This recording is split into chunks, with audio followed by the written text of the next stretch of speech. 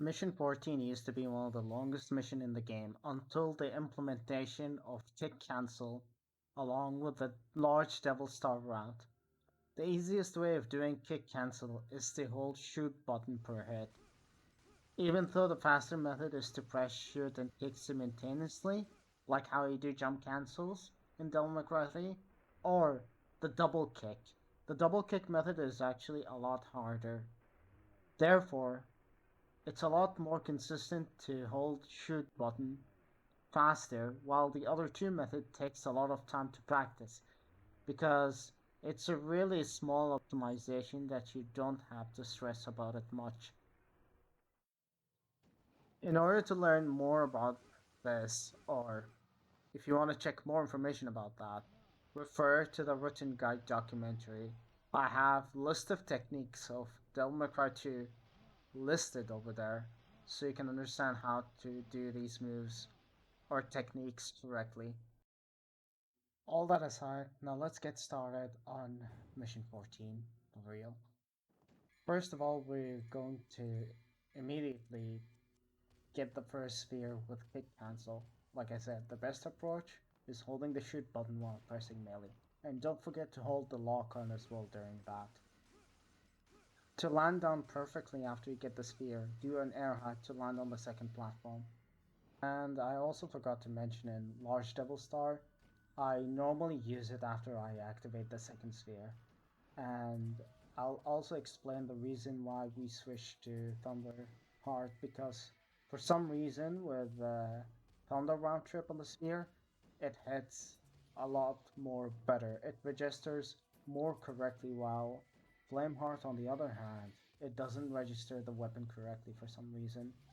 The Sword one is super good because it despawns the enemy, meaning you'll be able to cycle the second sphere without any interference.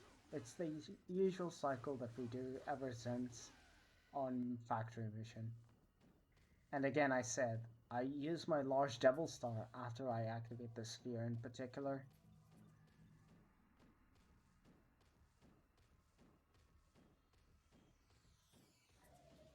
Hitting the sphere is really hard because you need to pay attention to Dante, how he's aligned and all of that. And if you do like two good round trip hits, you'll be able to save some DT gauge by going back to human form and hit the last hit instead of triple hitting all at once. It's highly recommended because the more DT gauge you have, the more advantage you get against Phantom. The same thing applies to the last one, however, I recommend getting triple hurt.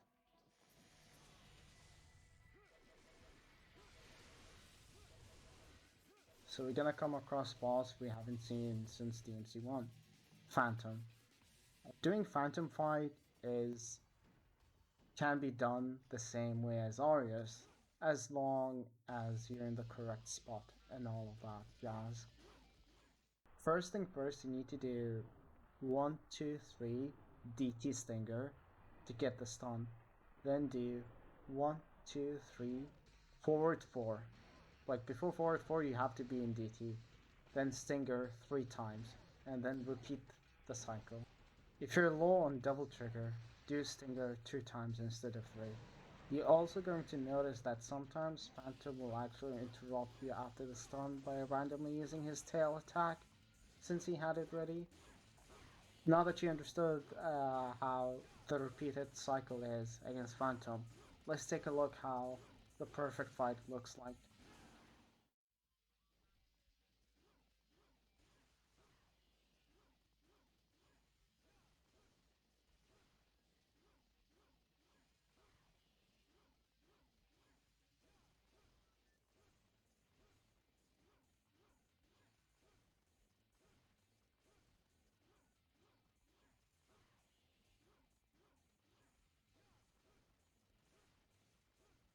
So you may notice something, why did I slap extra stinger or something like that?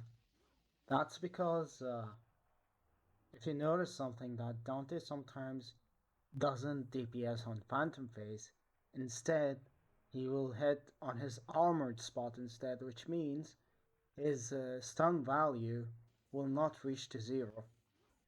At the same time, when he tries to go for the grab, his armor value will gain a little bit further as far as my understanding, which is why I slapped some couple of extra stingers.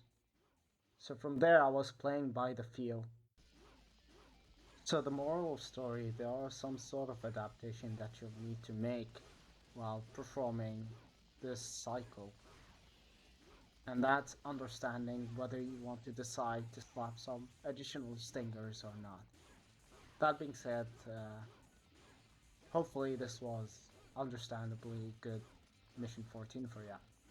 Next mission will be very specific to cover. It's actually one of the hardest mission in Dante's run.